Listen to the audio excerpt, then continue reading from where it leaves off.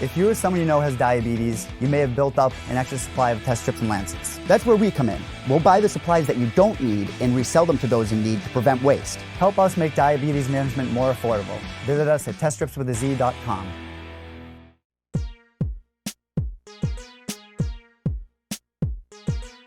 We have Jared Cannonier on the program. He's getting ready to headline UFC Copenhagen on September 28th against Jack Hermansson. Huge fight in the middleweight division, and the Killa Gorilla is here. How are you, Jared?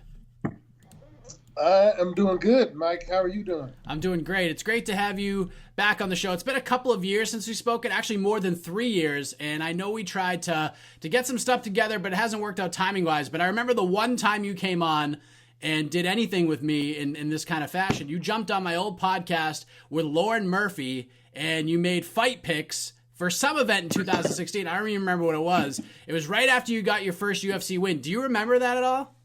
I do remember that. I remember that very clearly. What event was that we were doing picks for? It was a summertime event. I think it was International Fight Week.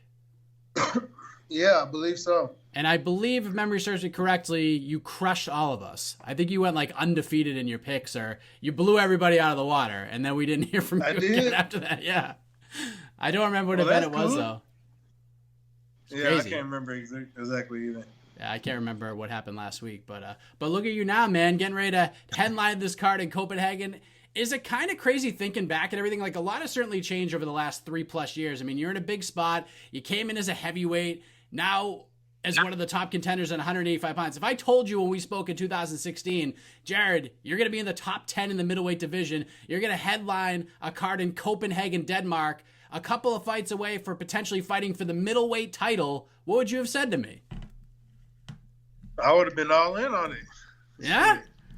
I would have been smiling ear to ear just like I am now. And then I would have started getting ready. Did you think way back then? Yeah. Did you think back in 2016 when you came in? I think that right after I talked to you, you weighed in at like 241 pounds for a fight. Did you think you'd be fighting at middleweight? Like, is this kind of weird to think about, or did you plan this? This is going to be sort of a process, a step-by-step process to get down there. That's exactly what it was. It was a process. I didn't want to rush anything, or I was just being lazy, maybe. But either way, I didn't. Everything happens when it's supposed to happen. So here I am now, and I'm happy. The UFC is not making it easy on you in terms of getting you in there in hostile territory. I mean, Anderson Silva in Brazil. Now you get Jack Hermansson in Denmark, which isn't quite in his hometown, but it's pretty darn close. I assume you're enjoying the opportunity to potentially play spoiler once again. Would that be fair to say? Absolutely. The thought did cross my mind, and it is exactly like Anderson Silva. So hopefully I can get another result the same as. Trying to get another first round finish. That Silva fight was crazy because you knew you were going to get booed out of the building, and people can warn you about it, and they can give their experiences of what it's like to fight in Brazil and fight a Brazilian. But it's another thing to live it and experience it for yourself. Like, I guess, what did you take away from that night in Brazil, beating Anderson Silva and dealing with rabid fans quite like that? It was fun, actually. It was just another day in the office. Nobody came up to me and tried to hurt me personally. So it's all part of the business. We all expected the crowd to be, we use the word hostile, but, they're not physically hostile. So if you can take a verbal abuse, then, you're good to go. So, how have you been enjoying the lifestyle of a middleweight fighter? Like, coming in at heavyweight, you dropped to 205. It was a gradual process to get to where you're at right now. You're clearly finding success in the cage, but how does it feel outside of it? Do you feel like you have an extra pep in your step being a little bit lighter, being a middleweight fighter now? Well, physically speaking, yeah, I guess you could say that. I'm not as heavy as I once was. But, I feel the same. I don't fight necessarily any different than I did in light heavyweight or at heavyweight. I'm just getting better. That's all it is. So, now that I've made my way down to middleweight, I've gotten good enough to where people are they're putting me in main events and stuff like that. So, my goal is my goal isn't to be in a main event. You know what I'm saying? My goal is one and only goal is to get better and be better than the person I am or I was yesterday. Everything else will fall into place. I love my job. I love waking up. I love working out. I love training. I love figuring this game out, adding things, taking things away. I love it. I love doing it, and I'm getting good. I'm getting better and better at it. So, it's only a matter of time before the fight is going to be a main event for a belt, for the title. Jack Hermansson is a guy who has flown under the radar for a little while now. He's won 4 in a row, just got a big win over Jacare back in April, and he opened up a lot of eyes with that performance coming in on short notice, which is something that you're no stranger with. What have you made of his current run in the middleweight division? It is kind of similar to mine, although his whole career has been in middleweight in the UFC while I was making my way down weight class at the time. But his ascent into the rankings has been fairly quick, just kind of like mine. So I don't know. Maybe the matchmakers or the brass are thinking that this is a good fight for both two guys in the same position. Are they ready for really top tier competition? And this will essentially weed one of us out. But it won't be me. So I know I'm ready for the best. And again, that is not my goal to go up against the best. These are just mirrors for me to stand in front of to make myself better. Make sure I have no holes in my game. So, which is why I take to the philosophy of the opponent doesn't really matter. Of course, it's a factor that we all have to take into consideration, but I feel like I'm ready for anybody and anything in this sport. I'm only getting better again. I'm tightening up all the holes that people have. People can say that they've noticed in my game. So I'm excited for the future. So here we go. How do you like all this traveling? I know a lot of fighters tell me when they get in the UFC, they're excited to travel the world and visit all these different places and kind of be in these different cultures and around these different groups of people for a big fight week. Do you like all the travel and seeing all these different places? Is this right up your alley? Well, it's grown on me. When you get the news that you got a 10 or 13-hour flight ahead of you, in the cramped space and the economy, back in the economy, section, then you're not going to get too excited for that. But they've grown on me. You get a free movie, so and it's a lot of alone time to yourself. So I like to go in, meditate.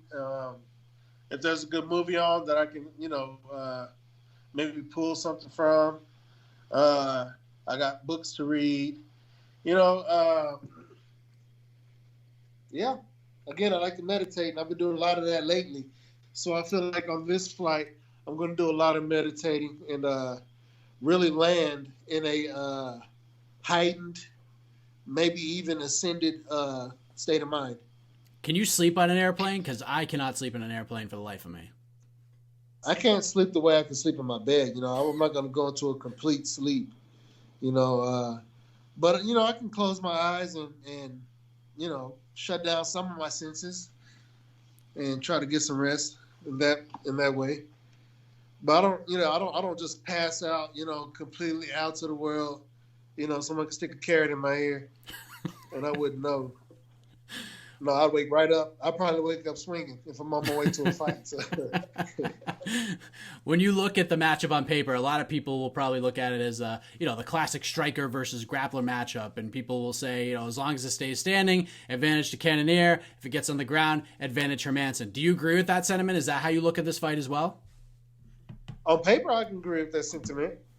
Personally, I can agree to it to a certain extent, but I believe in myself. So I can't. Well, I guess I don't believe in it, right? No, this, in reality, in the fight game, he can take me down. He can submit me. But also in reality, I can stuff him. I can stuff his shot. Or he can take me down and I can get right back up. We've seen that happen before. So, it's the fight game. You know what I'm saying? The only thing we can do is prepare the best we can for our opponent. And I know that he has, that's his wheelhouse. It's a grappling, ground and pound sort of thing.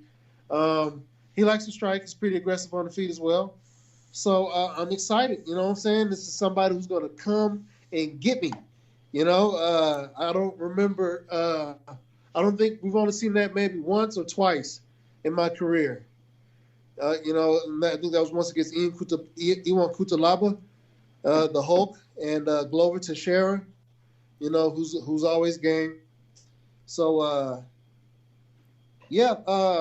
I'm excited to get that sort of energy at the level that I am now. If you understand what I'm saying here. Yeah. I'm a different fighter now, and again, I'm just going to go and do what I do. I'm going to go in there. I'm going to press forward. I'm going to advance on my opponent and try to do as much damage as possible without putting myself in a position to get to take any damage. And the way I do damage finishes fights. So we'll see how long this fight lasts, but it's not going the whole 5 rounds. I know there's been some changes at the MMA Lab. I've talked to guys like Kyle Stewart, guys like Mario Bautista, and while it was something that took a wee bit of getting used to, success and good juju changes everything. And I know Mario picked up a big win, some big wins on the Contender Series, a lot of leadership in that room as always. Was there, in your opinion, a bit of a transition period? And if so, do you feel like, everything's turned around, there's some good juju, some good momentum in that building right now? I think that because it's a room full of professionals, okay? It was full of professionals before, but especially after the exodus, if you want to call it that. But I feel that, our professionalism, I feel personally that our professionalism really showed. And that the guys who did stay, stayed for a reason, and it's the same reason why I stayed. You know what I'm saying? There is a energy at the lab. You know what I'm saying? They have a program there, and it works. They have good training partners, which is what one of the things that I came for. It works, and with the fact that a couple of guys have left, there's more attention getting shown to the guys. So you know what I'm saying, we have more, and you know what I'm saying, because of the whole occurrence, people, we learn from it. We should all learn lessons from it, make adjustments, and do things better in the future. I feel that's what we're doing here. You know what I'm saying? I was working really closely with Eddie Cha. It's unfortunate that it all happened so abruptly, especially after the big win against Anderson. But I'm confident in the talent that I have and in my approach to the game to be able to to continue to not siphon, but attain knowledge, gain information, get better, which is what I've expounded on earlier. But I'm able to take different styles and see what works, see how it works, and apply it to myself. You know what I'm saying? And that's how we get better. You know what I'm saying? That's how someone who doesn't know how to stuff shots learns how to stuff shots, right? They watch other people doing it. They have it done to themselves. They try it. They fuck it up a bunch of times, and they feel it. They feel that they do it right that one time. It's like catching that purple dragon, that magic, that dragon. That pink dragon was a purple dragon. I don't know which one it is. But it's like catching that feeling of doing it right and it working perfectly in that circumstance that you wanted to work in, and then doing it over and over and over and over again, and then doing it another way, making it using it in different circumstances, different just playing with it, playing with the tools, you know what I'm saying, in the laboratory, the MMA lab, mixing the chemicals and see what sort of reaction we get. So that when we do go out and we do perform in front of the masses, we already know what works.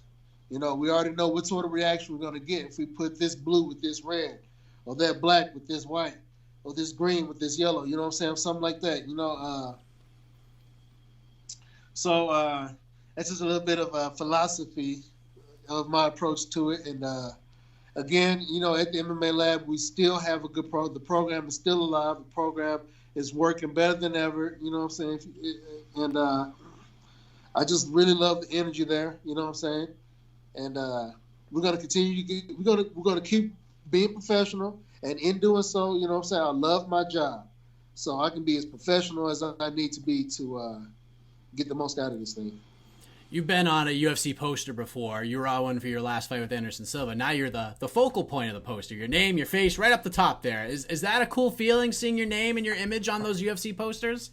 It is kind of cool. A couple of guys at the gym actually say my side profile kind of looks like Ben's side profile, and it could be because I'm growing my hair out. But you know, I guess it's a compliment. You know, everybody's Google Gaga over Ben. But so it's all good. Yeah, it's nice to have my own poster.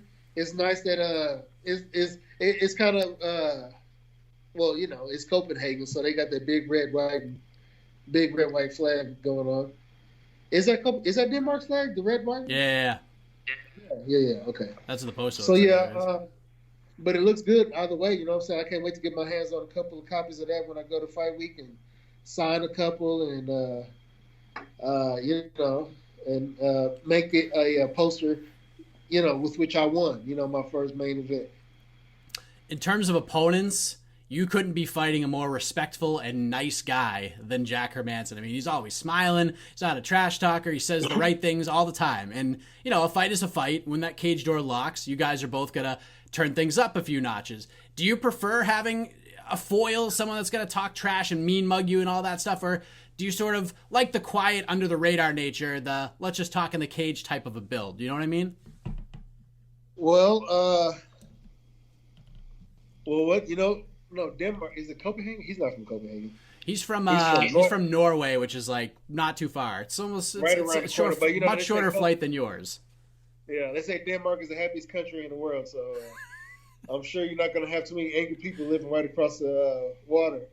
Hopefully you wouldn't. But yeah, he is very respectful, you know what I'm saying? And I can appreciate that. I mean, I ain't got to do no work. I ain't got to deal with nobody's nonsense, you know what I'm saying? I'm not one to go in there and jaw jack and trash talk with you, you know what I'm saying? I am the last one to sit here and have an argument with you. You know what I'm saying? Because I'd rather hit you. And words are gonna do anything but fuel that urge even more. So I don't argue, you know what I'm saying? I'm not, and on top of that, you know what I'm saying, I'm a professional.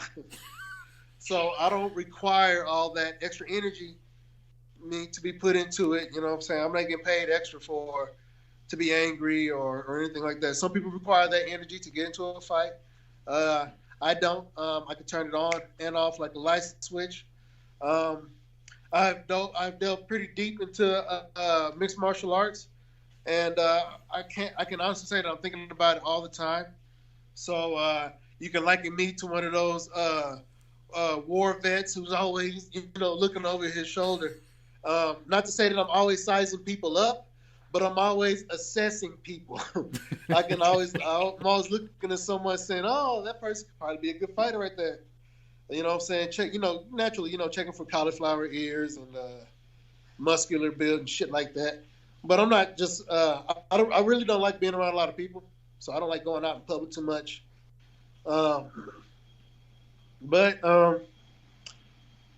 Yeah. You're a pro. That's about it. You're a professional. That's what it comes down to. I'm a pro, like I said. Yeah, thank you. A win puts you in a very interesting spot right now, Jared, because, I mean, of course, you got Paulo Costa at the front of the line after his win over Yoel Romero. to probably get the winner of Whitaker and Adesanya. Are you a guy that needs to fight for the belt right away? Like, or are you cool with enjoying the ride, staying busy, take out these names, keep that momentum going, your shot will come? We have a saying at the gym, just win the next fight. Just win the next fight. That's all that really matters. Win the next fight. Do what you got to do to win that next fight. And then after that, win the next fight. What's the next fight? All right, let's win that one. That's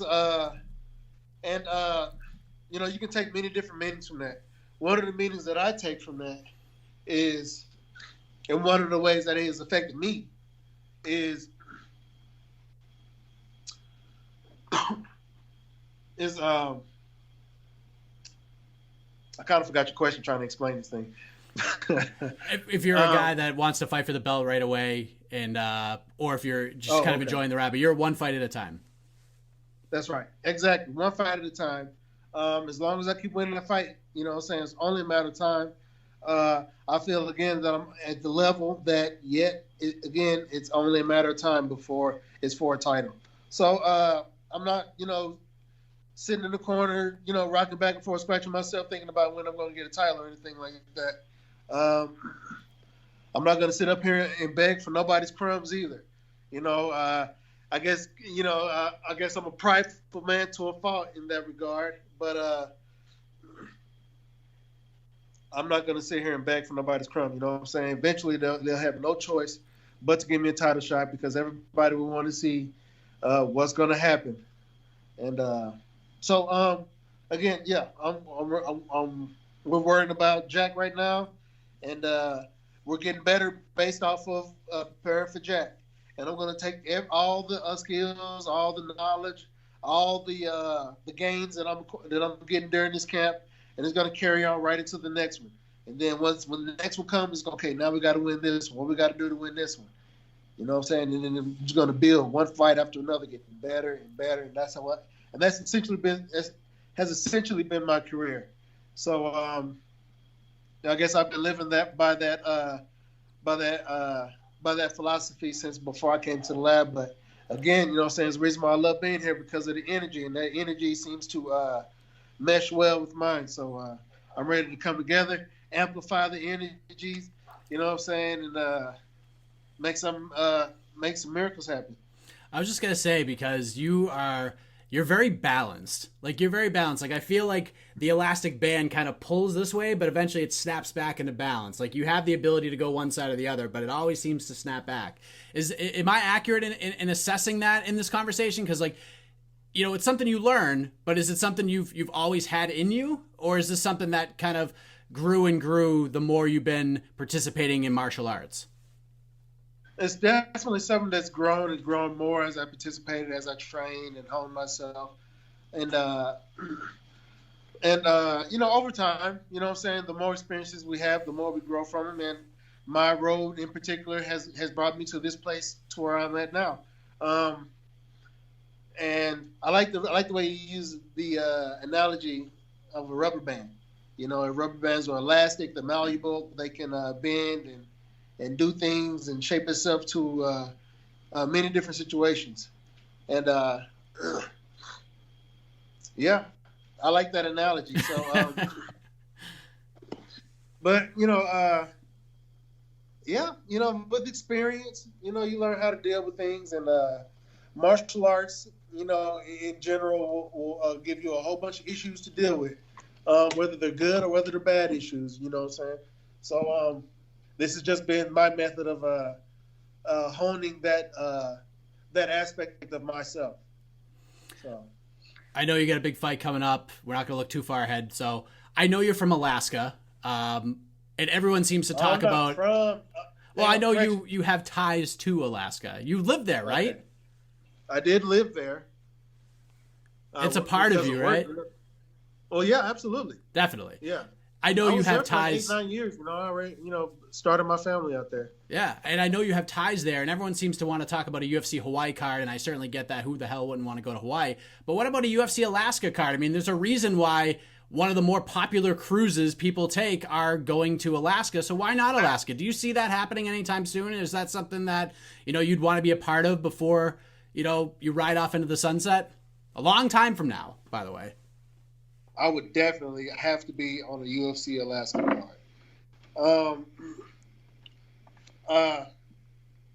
I don't know if that's going to happen though. There's not a lot of people in Alaska. But then again, who knows? There is a market for mixed martial arts up there. Again, that's where I built my career. So, and it's been growing. So, it's been growing since I've been gone. So, I don't been going a short time, but yet still it's been growing. It's going to continue to grow, and we'll see if it happens in the future. Then, I'd be happy to get on that card, and I'm gonna represent, Alaska, which is definitely a part of me. You know what I'm saying? I spent a lot of time up there, made a lot of different, built myself into the person that, it helped build me into the person I am today. So I have a lot of, and I still have ties there. I own the house there, what I'm saying? Still got friends there. But I still, stay connected with my first gym that's up there. So, but still, what I'm saying? I don't know if it's going to happen. We'll see. Yeah, it'll be interesting to see what happens first, Hawaii or Alaska. I know there's different circumstances for not both too many places, people come.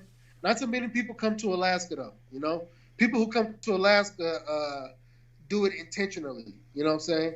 People come to Hawaii because they already heard about it. Hawaii is very popular, and everybody wants to go to Hawaii. Not everybody wants to go to Alaska. I mean, the UFC has done some cards in some very interesting spots over the last few years. So. Mm-hmm. I mean, Utica, New York. I think we could, maybe do better than that in Alaska somewhere. There's bigger areas of Utica, I'm sure. Yeah, I forgot about that one. Yeah. So, but first, we focus on September 28th, the main event of UFC Copenhagen. We got Jared Cannonier joining the show. He's going to face Jack Hermansson in a big fight at 185 pounds. Always great catching up with you. It's been a while. We got to make sure it's not that long next time. But before we let you go, sir, let the folks know where they can follow along on this journey with you via social media. Any shout-outs, anything else you want to get off your chest, the floor is yours. Absolutely. I'm on Instagram and Twitter, Killa Gorilla MMA. I'm not usually active, in my post seasons. But during fight week, early on, leading up to fight week, I get more active and more interactive.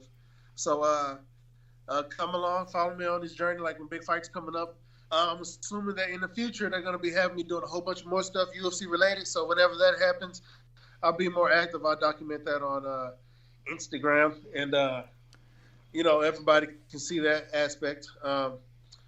What else? Sponsors: Darren Hall Chiropractic. Of course, I want to thank. Egg weights. I've been using egg weights for a while now, in this camp, and they've been working very nicely. So I think they've impacted my training big time. High key, they hooked me up with some wireless headphones, and those things are nice. I really like those. They help me get through my daily regimen thing. I also want to thank California. They hooked me up with this nice some CBD stuff and some a whole bunch of cool things that they products that they have. So some really good stuff that's been working out really nicely. So I'm looking forward to working with them in the future, and excited for all the many big things happening in my career. So get on board, follow along. Bring all that positive energy with you. I don't want to say haters allowed because I don't need that bullshit. But you know what I'm saying? Whatever, it's whatever. I can deal with it. I'm a big boy. So my